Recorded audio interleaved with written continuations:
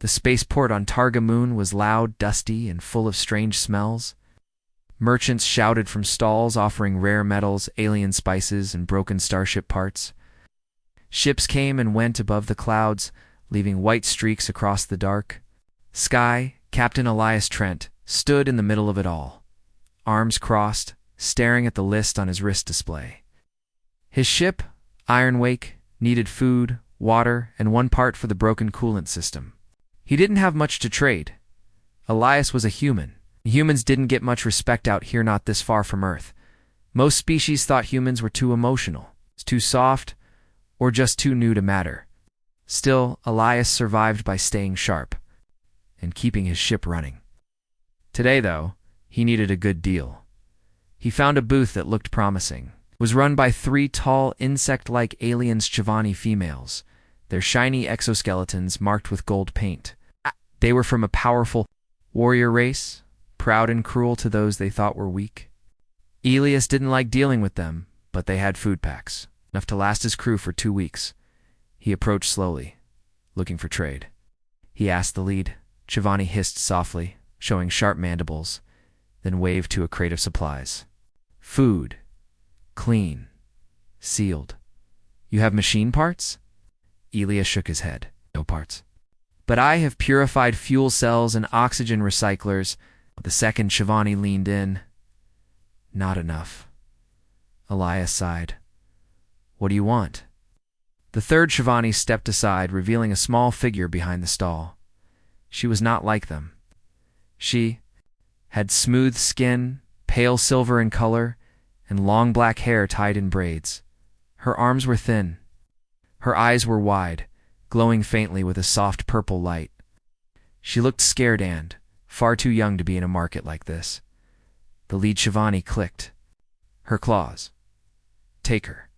Useless to us. You give rations, we give her. Elias's mouth dropped open slightly. You're trading her? She is property, the Chivani replied coldly, soft-hearted, weak-minded, no use to the matronate. The girl didn't speak. She kept her head low, eyes on the dusty ground. Wore a torn cloak and metal cuffs on her ankles. Her hands were bound loosely in front of her. Elias felt his stomach twist. He'd seen cruelty before slavery existed out here in the unregulated zones, but something about this felt different. The girl wasn't just frightened. She looked broken, like someone who had lost everything and stopped hoping. How old is she? He asked. Grown by our law, the Chivani replied.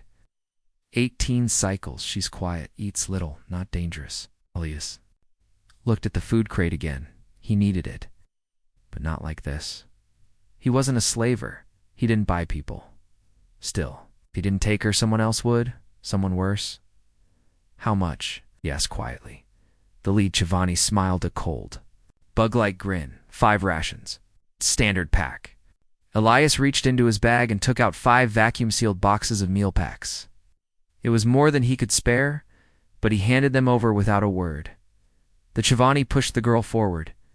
She stumbled, catching herself before she fell. Elias gently touched her shoulder, guiding her away from the booth as they walked back to his ship. The girl followed without question. She didn't speak. She didn't even look up. Inside the Ironwake, the main hallway was dim and quiet. Elias's ship wasn't large. It was a cargo freighter with only 2 crew members besides himself. Mira, his engineer, and Jin, his co-pilot. They were out doing repairs. Elias led the girl to the small med bay. Sit here, he said softly. She obeyed. He knelt in front of her. I'm not going to hurt you. I'm not your master. You're free now. Do you understand? She stared at him with glowing eyes, unsure. What's your name? He asked. After a long silence, she spoke, her voice soft and dry. Kelleth. Yeah. Kelleth. That's a good name. She looked down again. Elias fetched a water bottle and handed it to her. She took it slowly and drank in small sips. He noticed the bruises on her wrists and the old scars on her arms. Whoever raised her hadn't been kind. You can rest here, he said. There's a bunk room. I'll sleep on the floor, she whispered quickly. Elias frowned. You don't have to. I want to, she said. Her voice was calm, but her eyes said more. She was afraid of being too comfortable. She was used to being low, forgotten, pushed aside. It made his heart ache. "All right," he said gently. "But the floor in the crew cabin has blankets. At least take one." She nodded once. That night Elias lay in his bunk, staring at the ceiling. He could hear Kelith breathing softly near the foot of his bed. She had curled up on the rug like a small animal, barely making a sound. He couldn't sleep. He had rescued hers, sort of, but what came next? She had no home, no family, and no rights out here. Technically, she was still considered non-citizen cargo. The matronate could try to take her back. He had no plan for that, but he knew one thing. She wasn't going back. The next morning, Ironwake drifted quietly through open space. Inside the ship, the engines hummed with a soft, steady sound. Captain Elias Trent stood in the small galley, pouring a cup of synthetic coffee. His thoughts were far away still. On the girl sleeping in his cabin, Kelith hadn't moved from the rug at the foot of his bed. She was still curled up in the same way, like she didn't belong anywhere else. Elias sighed. He didn't know what to do with her. Footsteps echoed in the hallway. Mira, the ship's engineer, stepped in with her usual tired grin.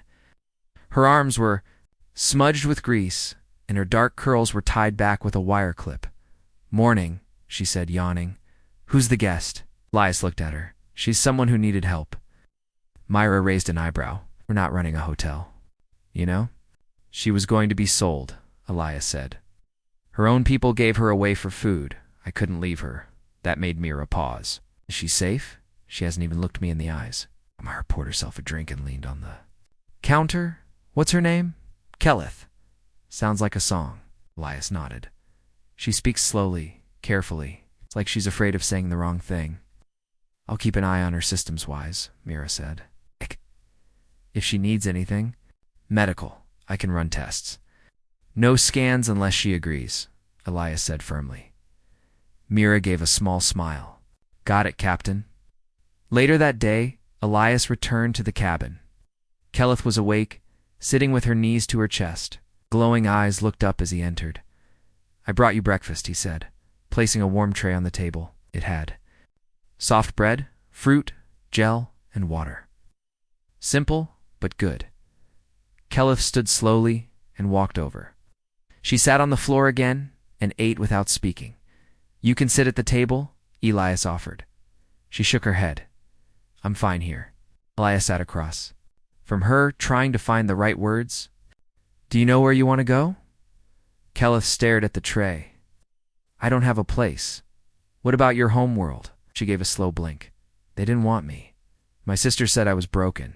Elias felt a heavy silence fall over. "The room? You don't seem broken to me." Kelith looked up. Her eyes searched his face, confused by his kindness. "My sisters are warriors," she explained. "The matronate raises us for strength. For battle, I was different." "How?" "I could feel things," she said. "When others were sad or in pain, I tried to help. But that made me weak." Elias leaned back in his chair. "Sounds like you were stronger than all of them." Bleeth looked down. "They said I would ruin the bloodline, that I was shameful. They gave me away to merchants as a trade." Elias didn't respond for a moment. He didn't want to make promises he couldn't keep, but he could tell her one thing. "You're not shameful here. You're part of this crew now, if you want to be." "Right." She tilted her head. "I don't know how to be part of something." "Then we'll teach you," Elias said simply. "Now one step at a time." Over the next few days, Kelith began to explore the ship. She moved quietly, often watching from corners or sitting near the engine room while Mira worked. She listened more than she spoke, always learning. Jin, the co-pilot, was curious but respectful. He taught her how the navigation screen worked, how stars looked on the map, and how hyperspace jumps were planned. To everyone's surprise, Kelith asked questions. Small ones at first, then more. "What does this button do? Ship make that sound? Do stars die?" The crew welcomed her slowly, like the dawn breaking over a long night. The stars outside the Ironwake blinked quietly in the dark as the ship cruised through a calm patch of space. Inside the cockpit, Elias sat in the pilot's chair while Keleth stood near the window. Watching the galaxy with quiet wonder, she had changed in the past week. She no longer flinched when spoken to. She spoke more, asked more questions, and even helped Mira with small repairs. The crew had accepted her not as cargo, not as a guest, but as a quiet part of their strange little family. A beep echoed from the dashboard. Elias leaned forward. "We've got a distress signal," Keleth turned. "Is it close? Not far," Elias said. "Planet Doria 7, human colony world. Last report said it had about 4,000 people." Jin entered the cockpit with a cup of tea in his hand. "What's going on, distress beacon?" Elias said. "We should check it out." Jin frowned. "Something wiped out the colony. We might not like what we find." Elias glanced at Keleth. "If someone's alive, we'll help them." Keleth nodded once. "Let's go." The Iron Wake entered Doria 7's orbit 2 hours later. The colony looked quiet, too quiet. The fields were empty. The buildings stood still under gray skies. There was no smoke, no movement, no sound. Elias brought the ship down near the center of the colony. Mira checked the scanners. "No life signs close," she said. "But I'm getting weak signals from the shelter bunker beneath the hospital." "Let's suit up," Elias said. "Stay close." The group moved through the silent streets in protective suits. Wind blew across empty vehicles and broken signs. It looked like everyone had left in a hurry. When they reached the hospital, they found the entrance sealed. Mira used a small tool to unlock the door. The team moved inside. Keleth looked around slowly. "Something feels wrong here," she whispered. Elias gave her a calm nod. "Just stay alert." They found the shelter door in the basement. It was half open. Elias pushed it the rest of the way and stepped inside. Inside, about 20 people sat in silence. Tired faces, dirty clothes, pale skin. They looked up slowly, eyes full of fear and hope. An older woman stood up. "Are you human?" Elias removed his helmet. "Yes, we're here to help." The survivors told them everything. Strange sickness had swept through the colony. People collapsed without warning, and machines stopped working. They called for help, but no one came. "Even the medbots failed," a man said. "They just shut down." Looked at one of the broken bots. She stepped closer and placed her hand on its side. "It's not sickness," she said softly. "It's synthetic." Mira raised an eyebrow. "What do you mean?" Keleth closed her eyes. "This isn't a disease. It's a signal. Pulse. Made by a machine. It confuses organic and digital systems. It comes from outside the city." Elias looked at her. "How do you know that?" "I can feel it," Keleth said. "I'm sensitive to these things. I always was. That's why my people hated me." Elias nodded.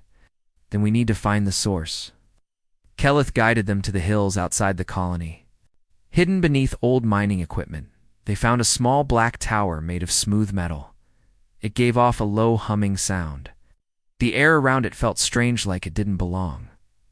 "What is it?" Jin asked. An emitter, Keleth replied. "Designed to send interference to anything living or thinking." Elias frowned. "Who would build something like this?" Keleth touched the tower gently. "Someone who sees life as noise. There are species out here who want silence, machines, order." Knelt beside the tower and closed her eyes.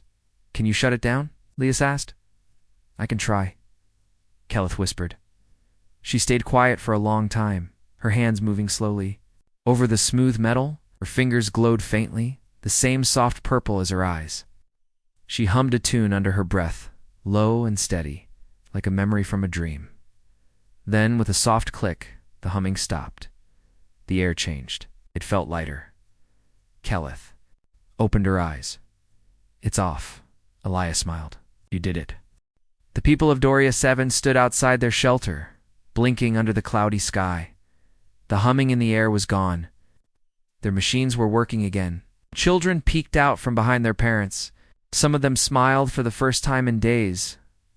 Elias stood beside Keleth, watching the group with quiet relief. "You saved them," he said. Keleth shook her head gently. "Not alone. You brought me here." Mira joined them, brushing dust from her coat. "The emitter's tech was beyond anything I've seen. It wasn't made to destroy, it was made to confuse. A kind of silence weapon. Jin came running up from the hillside. I checked the rest of the area. There's no other device. Just that one tower. Elias crossed his arms. Then someone wanted this colony to vanish quietly. Keleth looked out over the people. They would have, if no one heard them. Elias nodded. We'll leave tomorrow. The colony needs time to recover, and we've done what we could. Back aboard the Iron Wake, the crew gathered in the common room. A pot of warm broth simmered on the stove. Keleth sat at the edge of the room, legs crossed, hands in her lap. She had changed out of her old cloak and now wore a soft gray jumpsuit Mira had found in storage. It was a little big, but it fit better than the rag she'd arrived in. Jin set a bowl in front of her. Eat up, you've earned it. Keleth looked at the bowl, then at him. Thank you. Mira smiled from across the room. Can sense machines, can't you? Keleth nodded. Not just machines. Emotions too. Places. I feel what's not said. Elias leaned forward. Is that why your people gave you away? Keleth lowered her eyes. Yes, my sisters said I was a danger. They trained in battle. I sat quietly and listened. They said I would never belong. Ilias's voice was calm. They were wrong. The room was silent for a moment. Then Mira asked, What are you exactly, Keleth? You look different from other Chivani? Keleth blinked slowly. I was born from the same egg line, but something changed. The elders called me a soft blood. It means someone with a spirit that doesn't match their skin. That sounds beautiful, Mira said. To them, it meant shame. Elias glanced at the star map on the wall. You're with us now. We don't care about your blood. Keleth gave a small smile. It was the first time her lips had curved. That way, later that night, while the ship sailed through open space, Elias sat alone in the cockpit. He looked out at the stars.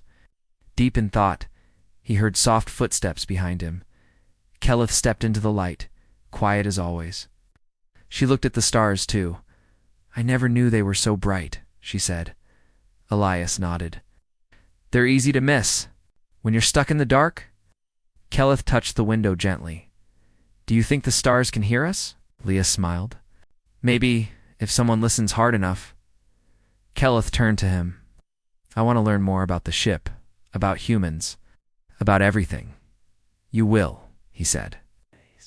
You're already learning faster than most. Will I ever be? Normal. She asked. Elias thought for a moment. I hope not. Normal is boring. You're something better. She looked down, quietly pleased. Then she asked a question that surprised him. Why did you save me? Elias didn't answer right away. He looked at her, carefully choosing his words. The soft hum of the Iron Wake surrounded her like a blanket. She was still sleeping on the floor beside Captain Elias's bunk, even though he had offered her the spare cot many times. She felt safe here not because of the floor, but because no one forced her to be anything. She sat up quietly and stretched her arms. Cabin lights were still dim, set to morning rest mode. Elias was still asleep, his breathing calm. For the first time in her life, Keleth felt peace when she looked. At another person, she didn't fear him. She trusted him in that feeling. It was new. Later that morning, she stood beside Mira in the engine room. You see this valve? Mira said, pointing. Cools the fuel lines. If it turns red, it means there's too much pressure. Keleth nodded like a warning. Exactly. And you fix it by turning this dial. Mira smiled. You're a fast learner. Keleth studied the panel carefully, her glowing eyes focused. She repeated Myra's steps and turned the valve. The machine hummed quietly. Everything stayed green. Myra laughed. You got it? Keleth tilted her head. Is that good? Very good. You're natural. Keleth smiled faintly. The feeling of doing something right filled her chest with warmth. At lunch, Jin showed her how to play a card game. It's not about winning, he said. It's about reading people, bluffing. Keleth held her cards awkwardly. Bluffing means pretending? Jin grinned. Exactly. She looked at her cards, then raised an eyebrow. I have the highest hand. Jin narrowed his eyes. Do you? Keleth didn't blink. He folded. She turned her cards over. I had nothing. Shh. Stared, then he laughed. You just bluffed a pro. She smiled again. It made 2 smiles in one day. A new record. After lunch, Kelleth helped Elias chart their course to the next planet. It was a small trade stop called Neve Station, known for quiet docks and honest markets. Elias wanted to refill the ship's supplies and avoid any trouble. As they worked, Kelleth asked, "Why do you travel so far from your home planet?" Elias paused, then said, "Earth's nice, but out here, I feel useful. There are people who need help in the quiet corners of space. I want to be someone who listens." Kelleth looked at him. "You listened to me." He nodded. "I'm glad." "I did." She looked out at the stars. "My people only listen to strength, but I think listening to quiet things is stronger." "That's why you're special," Elias said. "You hear what others miss." That evening, the crew gathered. For a small dinner, Mira made stew with root vegetables from their last stop. It wasn't fancy, but it was warm and filling. Kelleth sat at the table this time, not on the floor. No one said anything about it, but Elias noticed. So did Myra and Jin. It was a quiet sign that Kelleth was changing. Halfway through the meal, a soft beep came from the comm system. Jin stood and tapped the panel. "Incoming message. Looks like a personal file." From the matronate, everyone grew still. Kelleth's face went pale. Her hands gripped the edge of the table. Elias moved to her side. "You don't have to read it." Kelleth nodded. 2. Jin brought the message to the central screen. A Chivani face appeared, shiny, exhaust skin, golden eyes, sharp voice. "This message is for the one called Kelleth. You were marked, disposed, and removed from the matronate record. But now, rumors say you live. This is a warning. You are no longer of our blood. If you return, you will be seen as an outsider. Do not contact us again. You are not one of us." The screen went black. No one spoke for a while. Then Kelleth stood slowly. "They fear me." Elias looked at her. "Because I didn't." It was a quiet, floating city in space. Silver platforms surrounded by glowing lights, spinning slowly above a frozen planet below. Traders, travelers, and explorers walked through wide glass halls. Shops lined the station's main ring, selling food, tools, maps, and small treasures from different worlds. Captain Elias, Mira, Jin, and Kelleth stepped off the ship together. Kelleth's steps were slower than the others. She had never been. In a place like this, so full of sound, color, and strangers, but she stayed close to Elias. She didn't want to be left behind. "Stay sharp," Elias said quietly. "Neve is peaceful, but sometimes people ask questions we don't want to answer." Kelleth nodded. "I'll listen." Mira smiled. "That's your gift, isn't it?" While Myra and Jin gathered supplies, Elias took Kelleth to the market center. She walked carefully between the booths, wide-eyed at the site's glowing fabrics. Singing stones, tiny metal birds that flapped and hovered in the air. Her fingers twitched as if they wanted to touch everything, but she didn't. "You can look closer," Elias told her. "No one will stop you." Still, she hesitated. She had learned to survive by staying invisible. She wasn't sure how to simply explore then. A soft sound caught her ear, a low hum, like a soft whisper calling from the far end of the hall. Kelleth turned. There, in the shadows of a smaller stall, sat an old trader. He wore round glasses and had pale, wrinkled skin. His booth was filled with glowing orbs and carved stones. At the center sat a single crystal clear, but shining with soft blue light. Kelleth walked toward it slowly, drawn without knowing why. The trader looked up and smiled. "Ah, I thought you might hear it." "Hear what?" she asked. "The crystal," he said gently. "Only certain people can hear the memory it holds." Kelleth looked at it closely. "It's singing." Slius joined her side. "Is this tech?" The trader nodded. "Old tech. Ancient, even. It records emotions, not just images. Someone long ago placed a memory inside this crystal. It calls to others who feel the same." Kelleth blinked. Can I touch it? If it called you, then yes. The trader said. Keleth reached out. As her fingers touched the crystal, a wave of warmth filled her chest. She gasped. In her mind, she saw a girl, not human, not Shivani, but someone with gentle eyes.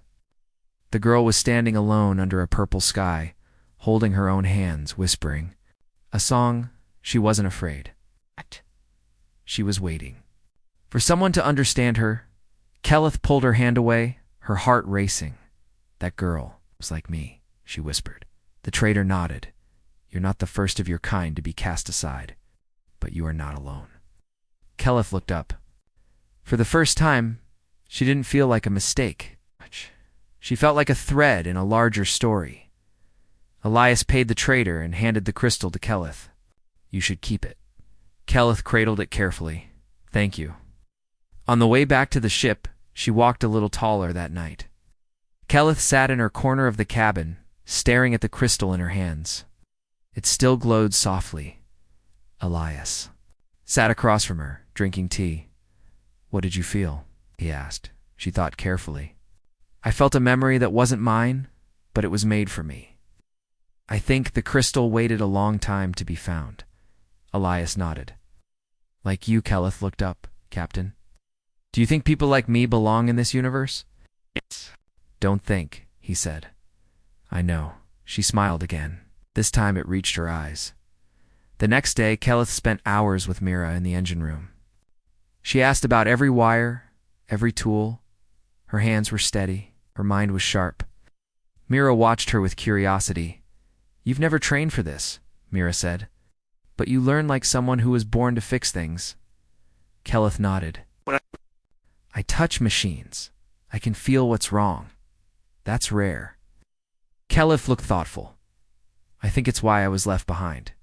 But it's also why I'm still here. That evening, Keleth sat with Jin in the common room. He taught her how to read space maps lines, signals, and coded paths. Every star has a name, he explained. Every route has a reason. Keleth touched one glowing point on the map. That one is very quiet. Jin raised an eyebrow. No ships go there. We don't know what's out in that zone. Keleth tilted her head. Sometimes quiet places hold forgotten things. Jin chuckled. Maybe one day we'll go and see. Later that night, as everyone slept, Keleth placed the glowing crystal on the shelf beside her bedroll. She stared at it in the dark. Reminded her of something she didn't have words, for something important. She no longer felt like she was just surviving. She was becoming. And this strange ship, filled with odd humans and floating warmths, had become something more than just a place to hide. It had become a home.